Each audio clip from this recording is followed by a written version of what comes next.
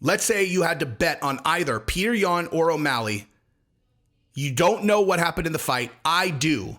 And I say, here's the one cheat sheet piece of information I'll give you, is that Sean O'Malley's legs did not become compromised in any way throughout the fight. Who would you bet on? Seriously, who would you bet on?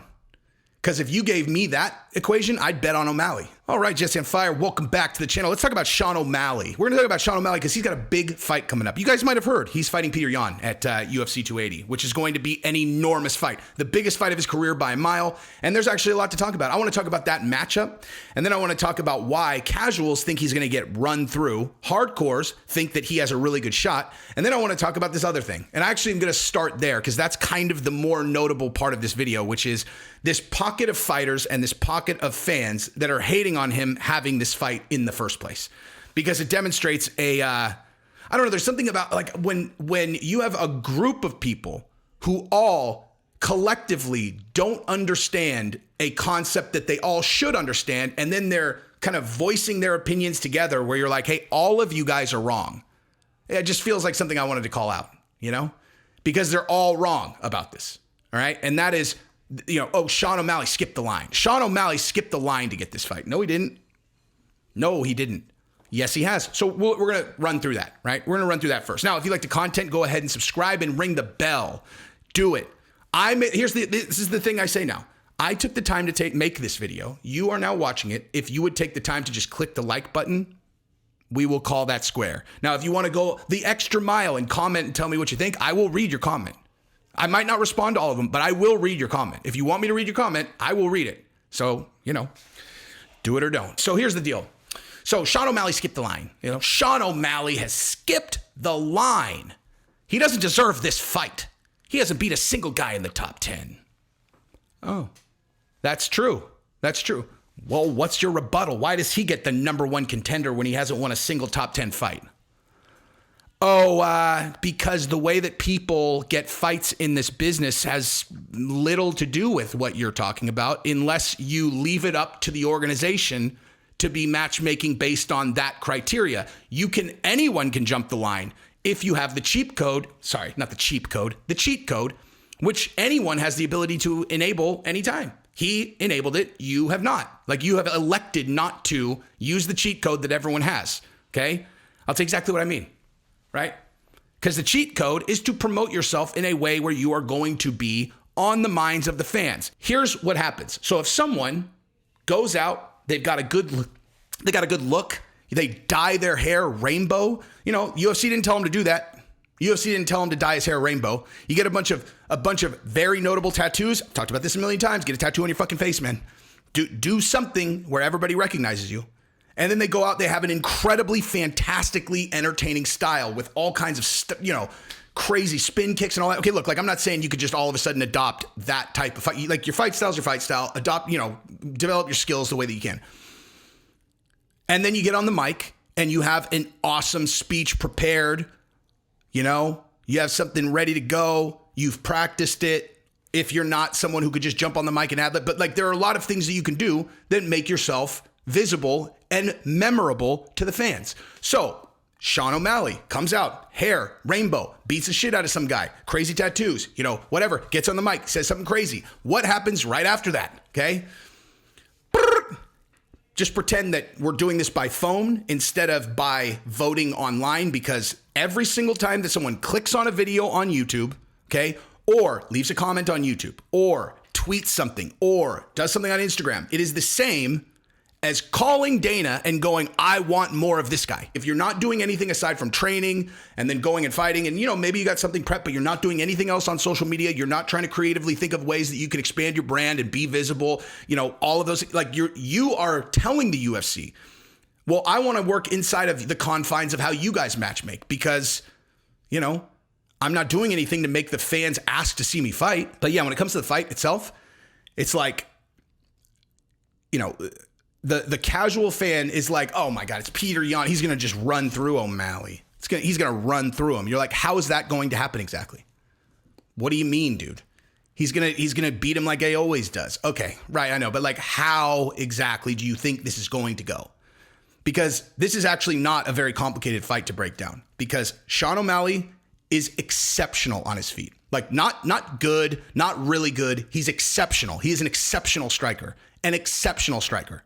If you get into a striking, exchange with Sean O'Malley, there is no one that just runs through O'Malley. No one. Like, no one's just going to run through him. Okay? Now, Peter Yan poses by far the biggest risk to Sean O'Malley of anybody that he's fought, because Peter Yan is an absolute murder machine on his feet also. The question is whether Sean O'Malley's body is going to be durable enough to absorb the shots he's going to take from Peter Yan in order for him to engage in a meaningful way and then potentially knock Yan out or win by decision. Because Peter Yan is going to kick Sean O'Malley's legs. He is definitely going to kick his legs. And if he can make it hurt a lot, then he can make Sean O'Malley think about it. Then he can move to the body. Then he can potentially move to the head and all that stuff. But this is the thing. The Munhoz fight, what a lot of people saw, I saw the same fight, but people interpreted it different, right? I saw Sean O'Malley. Yeah, he's vulnerable to getting kicked in the legs. He checked a fair number of them. I told you guys, I went back and I watched every single one and slowed it down to see exactly which ones he checked and which ones he didn't, right? I would say, like I've said, like probably 45, maybe half, maybe a little less than half were like hard checks, like where he just straight up, that's a checked kick right there. Like that O'Malley's telling the truth. Like he came out on top there. But there were plenty of them that he took, he took kicks to the leg. Right? And so, he looks vulnerable to leg kicks, right? Peter Yan has titanic leg kicks. Got it. Cool. Well, what else happened? Anything else happened in that fight? How many head strikes did Munhoz land on O'Malley through the 1.5 rounds of the fight? So through 7 minutes of fighting, how many head strikes did Munhoz land? Because the answer is fucking zero. Okay? Fucking zero. Not one. Munhoz did not land a head strike on Sean O'Malley. I don't understand how that fight gets discussed without that little data point coming to the forefront, right? Well, that's not true. I do understand. But again, this is why a casual fan doesn't read this fight the same way. Because to a casual fan, they don't think very much about this stuff. Like, they kind of just go, like, this is their thought process. They're like, well, I saw O'Malley get kicked in the leg when he fought Chito Vera, and his leg became compromised and he lost the fight. So Peter Yan is going to kick him harder than Chito Vera, so Peter Yan is going to win. You're like, that's possible. But how did his leg become compromised in that fight exactly? Well, I heard something about a nerve. Right.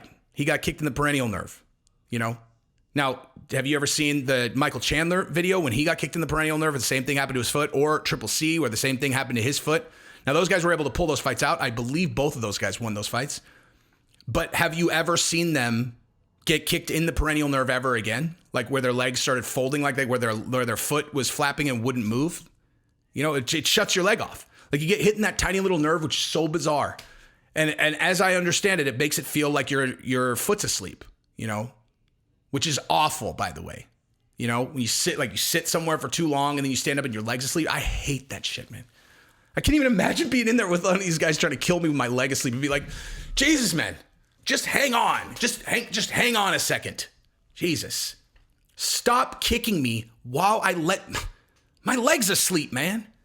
Jesus, calm the fuck down. But yeah, so point being is his leg was compromised because he got kicked in the perennial nerve, which is very rare, extremely rare. People do calf kicks all the time. They do calf kicks all the time. That perennial nerve is right below the knee on this side, on the outside, as I understand it. It's like, boom, like right there. So, yeah, it's a place that I'm sure that Yan is going to target. Is he going to be able to actually hit him in the perennial? Who knows? Maybe. But I can't think of any fighter I've ever seen get kicked in the perennial nerve twice in their career. So maybe. Now, he also broke his ankle or whatever earlier in his career. So yeah, there are some question marks around his durability. But if you go like this, let me just put it like this, okay? Let's say you had to bet on either Peter Yan or O'Malley. You don't know what happened in the fight. I do. And I say, here's the one cheat sheet piece of information I'll give you, is that Sean O'Malley's legs did not become compromised in any way throughout the fight. Like that's the hint, okay? Yan and O'Malley fought each other. One of them won. Here's the hint.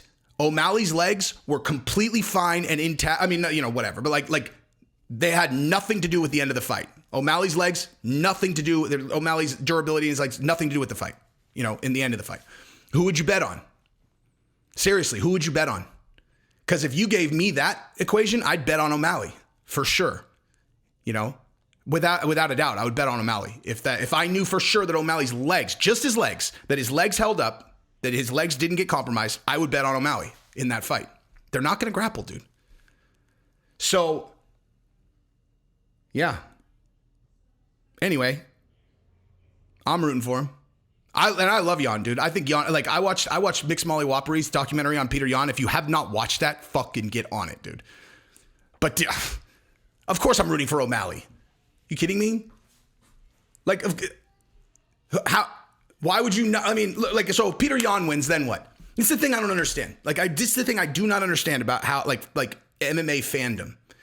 If Peter Yan wins, then what? Nothing changes. You know, it's like, okay, well, he was supposed to win, and I guess we can wait for TJ versus Yan or something, right? Okay, well, what happens if fucking O'Malley wins? Okay? I shook up the world. It'll be fucking incredible, dude.